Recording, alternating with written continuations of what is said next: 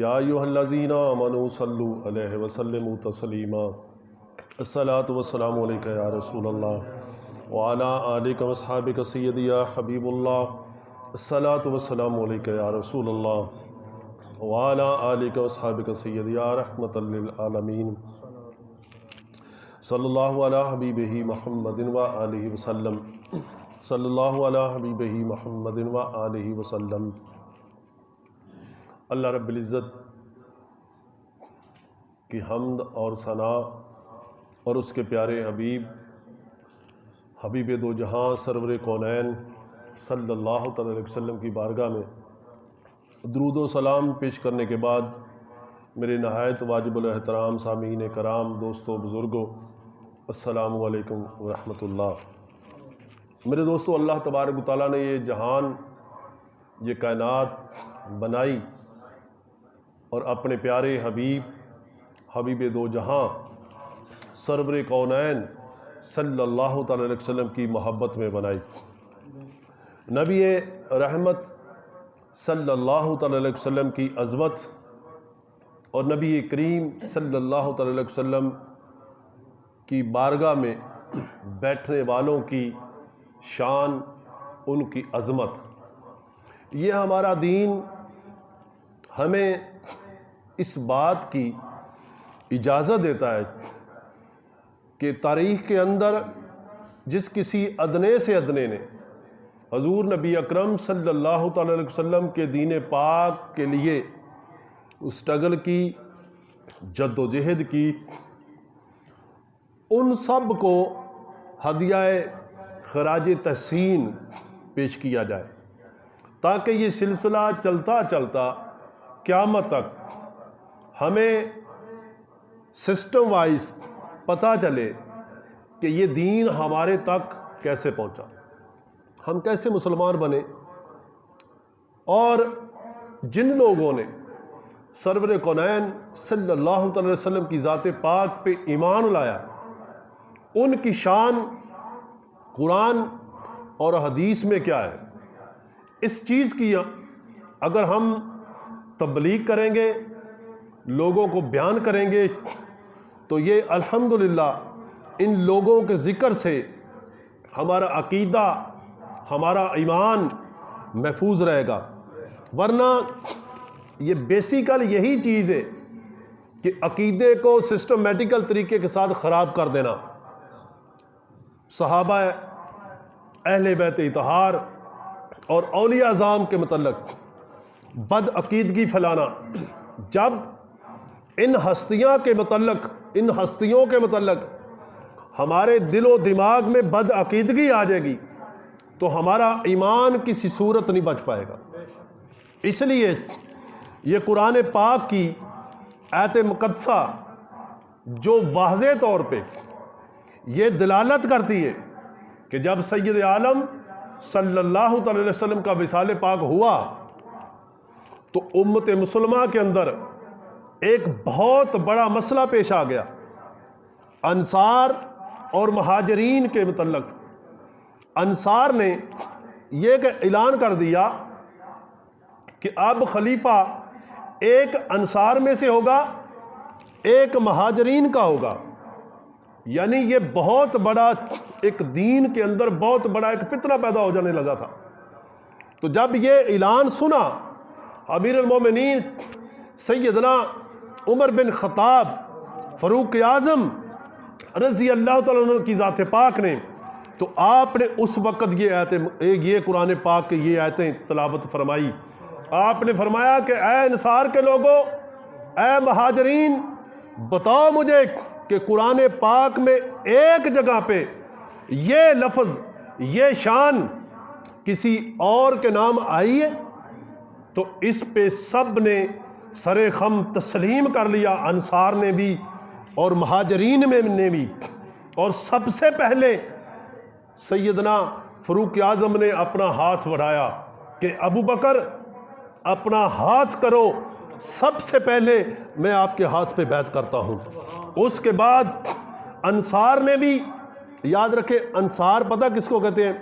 جو بیسیکل مدینہ منورہ کے رہنے والے تھے، یعنی اپنی زبان 'ਚ ਆਪਾਂ ਕਹਿੰਦੇ ਆ ਕਿ ਵਸਨੀਕ ਉੱਥੋਂ ਦੇ ਜੱਦੀ ਪੁਸ਼ਤੀ, ਅਸੀਂ ਉੱਥੋਂ ਦੇ रहने वाले। तो जो मक्का से हिजरत करके गए थे उनको महाजरीन कहते थे, महाजर। और जो मदीना के रहने वाले थे उन्हें अंसार कहते थे, यानी जद्दी पुश्ती उतों के रहने वाले। उन्होंने जब सैयदना सिद्दीक़ अकबर का ज़िक्र पाक सुना तो उन्होंने, अंसार ने भी तस्लीम कर लिया और महाजरीन ने भी तस्लीम कर लिया। सबसे पहले जिसने सिद्दीक़ अकबर के हाथ पे बैत की वो फ़ारूक आज़म है, उसके बाद सैयदना उस्मान गनी है, और उसके बाद सैयदना मौला अली मुश्किल कुशा शेर खुदा रज़ी अल्लाह तआला अन्हु। और फिर अंसार ने, फिर महाजरीन ने, सब ने सैयदना सिद्दीक़ अकबर के हाथ पे बैत की और आप ही को अपना खलीफा मुकर्रर फरमाया, अपना इमाम मुकर्रर फरमाया, अपना अमीर मुकर्रर फरमाया। और आपके बाद सैयदना फ़ारूक आज़म रज़ी अल्लाह तआला अन्हु, आपके बाद सैयदना उस्मान गनी, और आपके बाद हज़रत मौला मुश्किल कुशा शेर खुदा अलीउल मुर्तज़ा करमुल्लाह ताला वजहल करीम को अल्लाह करीम ने ये मनसब अता फरमाया। मेरे दोस्तों, कुरान पाक की ये जो मैंने कुछ हिस्सा तलावत किया, ये गार के अंदर जो नक्शा था, गार के अंदर जो कैफियत थी, गार के अंदर जो दो ज़ातों की जो मोहब्बत थी, उसको खालिक कायनात ने बयान फरमाया और अज़मत बयान फरमाई। और अल्लाह ताला फरमाता है कुरान, ये जो मैंने तलावत किया इसमें फरमाता है कि सिर्फ वो दो थे, वो दो जान से, जब वो दोनों गार में थे, जब अपने साहिब से फरमाते थे, अपने साहिब से फरमाते थे, गम न खा, बेशक अल्लाह हमारे साथ है। अब ये जो लफ्ज़ अल्लाह के नबी ने फरमाया कि अल्लाह हमारे साथ है, ये जो तरीक़त को समझने वाले, जो दीन को बड़े आला दर्जे पे समझने वाले लोग, उनके नज़दीक शायद आम फहम बंदे तो इसकी अहमियत को ना समझे। ये जो अल्लाह के हबीब की ज़ुबान अक़दस से और कुरान ने ये बयान फरमाया कि अल्लाह, ये हजूर फरमा सकते थे कि ए अबू बकर तू गम ना कर, अल्लाह मेरे और तेरे साथ है। नहीं, अल्लाह के हबीब ने ये फरमाया कि अल्लाह हमारे साथ है। यहाँ दूसरी ज़ात की नफ़ी कर दी कि यानी कि जब दो ज़ातें एक बन गई, एक दर्द, एक मोहब्बत, एक तड़फ। और मुफस्सिरीन कराम फरमाते हैं कि नबी करीम अलैहिस्सलाम की उम्मत में से जो सबसे पहला वासल बिल्ला अल्लाह के साथ वासल कर गया वो सैयदना अबू बकर सिद्दीक़ रज़ी अल्लाह अन्हु। और गुनियातु तालिबीन के अंदर सैयदना गौसे आज़म शेख अब्दुल कादिर जिलानी ने जो बयान फरमाया, हजूर सैयदना गौसे आज़म शेख अब्दुल कादिर जिलानी, आपने जो दर्जा बयान फरमाया, आप गुनियातु तालिबीन के अंदर आप फजीलत बयान फरमाते हैं। आप फरमाते हैं कि हजूर की उम्मत तमाम अंबिया की उम्मत से खैर वाली है। यानी अल्लाह ने जितने नबी पैदा फरमाए, हर नबी की एक उम्मत, और उन तमाम उम्मतों से सबसे अफजल जो उम्मत वो नबी करीम सल्लल्लाहु अलैहि वसल्लम की उम्मत पाक है, सबसे अफजल। और फिर हजूर गौसे आज़म फरमाते हैं, आप फरमाते हैं वो सारी उम्मतों से अफजल हजूर की उम्मत, और उन पूरी उम्मत से अफजल सुलह हुदैबिया वाले। جنہوں نے حدیبہ کے مقام پہ، حدیبیہ کے مقام پہ حضور کے دستے مبارک پہ بیعت کی، وہ اس کے بعد ساری امت سے وہ افضل ہے۔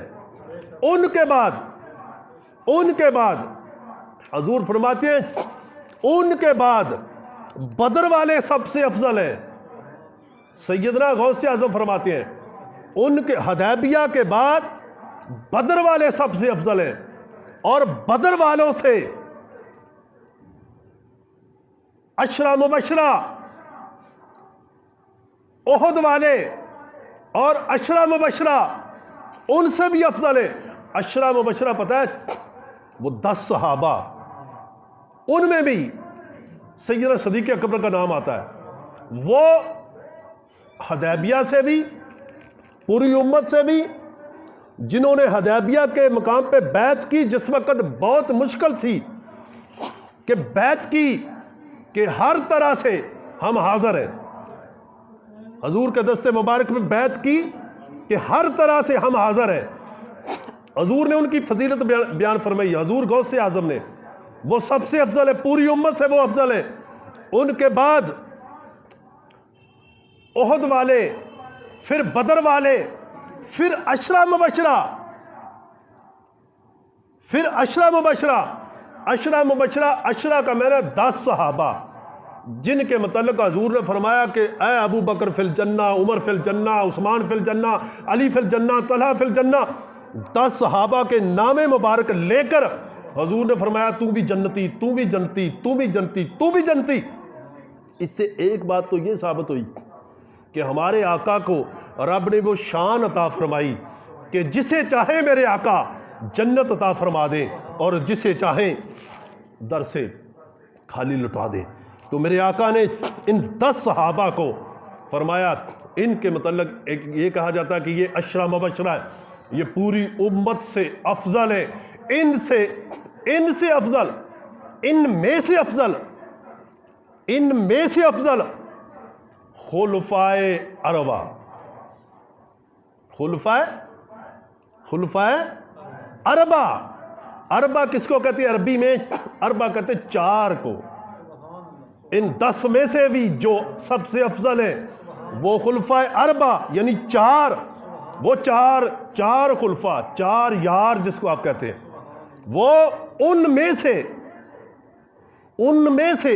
اربع خلفاء میں سے سیدنا غوث اعظم غنیۃ الطالبین میں فرماتے ہیں ان 4 خلفاء میں سے جو سب سے افضل وہ سیدنا ابو بکر صدیق، اس کے بعد آپ فرماتے ہیں سیدنا فاروق اعظم، اس کے بعد آپ فرماتے ہیں سیدنا عثمان غنی، اس کے بعد آپ فرماتے ہیں مولا علی۔ یہ عقیدہ دیا۔ اب آپ اس کی ججمنٹ کریں کہ آج کے اس دورہ حاضر کے اندر آپ پیروں میں ریسرچ کریں، آپ علماء میں ریسرچ کریں، آپ عام امت میں ریسرچ کریں کہ کون وہ لوگ ہیں جو سیدنا غوث اعظم کے عقیدے سے ہٹ چکے ہیں، کون ہے وہ؟ آج یہ سوچ آج پیدا ہو گئی؟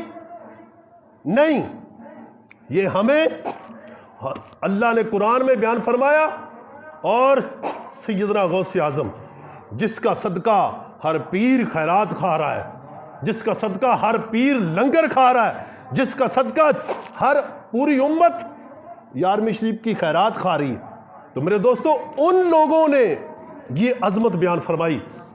نبی اکرم صلی اللہ علیہ وسلم کا ارشاد پاک ہے کہ حضرت سیدنا ابو بکر صدیق رضی اللہ تعالیٰ عنہ جس دن پیدا ہوئے اللہ تبارک و تعالیٰ نے جنت عدان اس پہ اپنی تجلی فرمائی، اس پہ نظر خاص فرمائی، فرمایا کہ اے جنت تجھ میں صرف وہ بندہ آئے گا جنت عدان میں وہ صرف آئے گا کہ جو اس بچے سے محبت کرے گا، یعنی ابو بکر سے جو محبت کرے گا۔ ابھی اعلان نبوت نہیں، ابھی اسلام کا اظہار کوئی نہیں، مگر رب قدوس کی ذات پاک، اور یہ فرما کون رہا ہے؟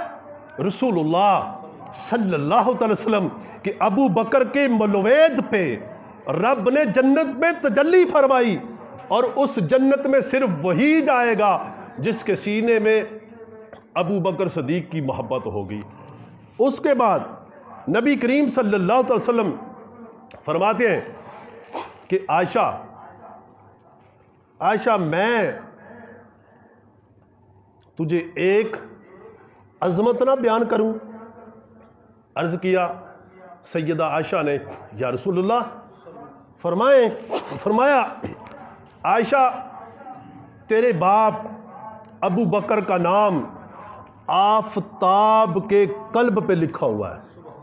آفتاب پتہ کس کو کہتے ہیں؟ آفتاب کا پتہ کس کو کہتے ہیں؟ سورج کو۔ سورج کے قلب پہ تیرے باپ کا نام ابو بکر لکھا ہوا ہے۔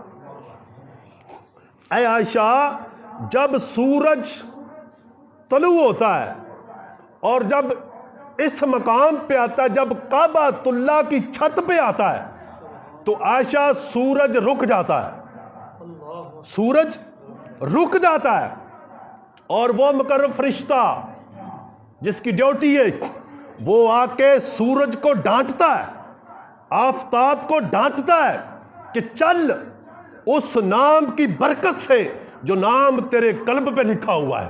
تو پھر تیرے والد کے نام کی برکت سے سورج کعبۃ اللہ سے آگے گزر جاتا ہے۔ یہ عظمت ہے، یہ عظمت ہے۔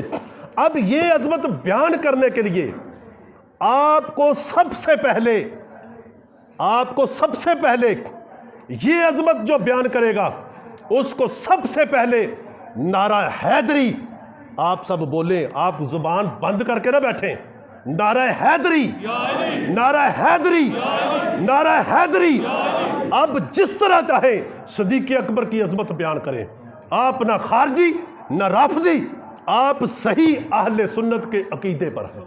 جب مولا علی کی محبت آپ کے سینے میں ہوگی تو صدیق اکبر کا ذکر جس طرح چاہے کریں۔ جب صدیق اکبر کی محبت آپ کے سینے میں ہوگی تو پھر مولا علی کی شان پاک جس طرح چاہے بیان کریں، آپ کو کوئی خارجی نہیں کہے گا۔ آپ اہل سنت کے عقیدے پہ ہوں گے، اور یہ اہل سنت کا معیار، یہ اہل سنت کا عقیدہ کس نے بیان کیا؟ سیدنا غوث اعظم شیخ عبد القادر جیلانی۔ اب کوئی قادری بھی کہلائے، اب کوئی چشتی بھی کہلائے، مگر غوث پاک کی فکر سے ہٹ جائے تو میرے دوستو، بچوں، یہ چیز ججمنٹ کرو، یہ اہل سنت کو آج بکھیرا جا رہا ہے۔ میری بات غور سے سنو، سوات اعظم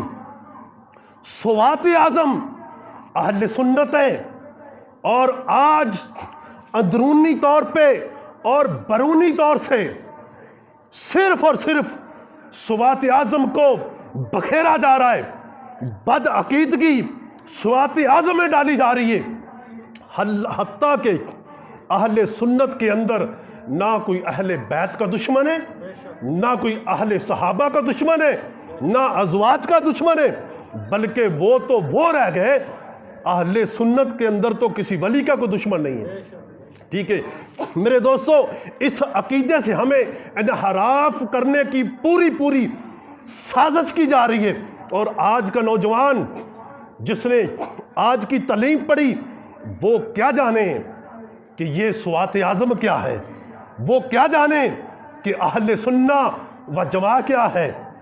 اہل سنہ، حضور نے فرمایا کہ وہ اہل سنہ ہوں گے، وہ جماعت والے ہوں گے، اور وہ سوات اعظم فرقہ بندی، ہم فرقہ بندی نہیں چاہتے، ہم نہ فرقے والے، نہ ہمارا مسلک فرقہ، ہمارا مسلک سوات اعظم ہے، اہل سنہ ہے، اور اہل سنہ کی کوئی اینٹ تو بڑی دور کی بات، اہل سنہ کے کوئی عقیدے کے متعلق اتنا رتی برابر کیا، رتی سے بھی کم کوئی ادھر ادھر کرے، ہم اسے برداشت نہیں کریں گے۔ ورنہ یہ امت پوری امت جہالت میں چلی جائے گی۔ آپ سب غور و فکر کیا کریں، پڑھیں، اپنے بچوں کو تعلیم دیں اور ان بزرگوں کا عقیدہ پہنچائیں۔ دیکھیں یہ سب مانتے ہیں، نقش بندی بھی مانتے ہیں، چشتی بھی مانتے ہیں، قادری بھی مانتے ہیں، سہروردی بھی مانتے ہیں کہ کل اولیاء کی گردن پہ کس کا قدم ہے؟ غوث اعظم کا۔ اب کل اولیاء کی گردن پہ قدم تو سب تسلیم کرتے ہیں، لیکن عقیدہ، معیار، ڈسپلن کس کا فالو کریں گے؟ یہ نہیں بات چلے گی۔ آپ کو دستور کے مطابق چلنا پڑے گا۔ اور کون سا دستور؟ وہ دستور جو صدیوں سے سوات اعظم کا، اہل سنت کا۔ اہل سنت کوئی ایک، یہ نہیں جناب، یہ کوئی لمیٹڈ کمپنی نہیں ہے کہ میرا دل چاہے تو میں کمپنی کا نام یہ رکھ لوں، میرا دل چاہے تو میں یہ رکھ لوں۔ نہیں، اہل سنت کے اندر آپ تنظیمیں مختلف بنا سکتے ہیں، آستانے مختلف ناموں سے بنا سکتے ہیں، لیکن آپ کو اپنا مسلک اہل سنت لکھنا پڑے گا۔ اور کوئی بندہ اگر کہلائے اہل سنت اور فضیلت شیخین کا منکر ہو، کہے کہ نہیں یہ میرا معیار ہے، بھئی آپ کا معیار نہیں مانا جائے گا، معیار تو غوث اعظم کا مانا جائے گا، معیار تو سیدنا داتا گنج بخش علی حجویری کا مانا جائے گا۔ خیر، سید عالم صلی اللہ علیہ وسلم فرماتے ہیں کہ جنت پہ تجلی فرمائے گا رب نے، اور فرمایا کہ تجھ میں وہ جائے گا جو اس بچے سے محبت کرے گا۔ وہ بچہ کون ہے؟ سیدنا ابو بکر صدیق رضی اللہ عنہ۔ نبی اکرم صلی اللہ علیہ وسلم نے فرمایا کہ عائشہ، میں تجھے ایک بیان کروں؟ عرض کیا، فرمایا کہ عائشہ، پل صراط پہ جب دنیا امت پیاسی اور فکر مند اور ٹینشن بہت زیادہ،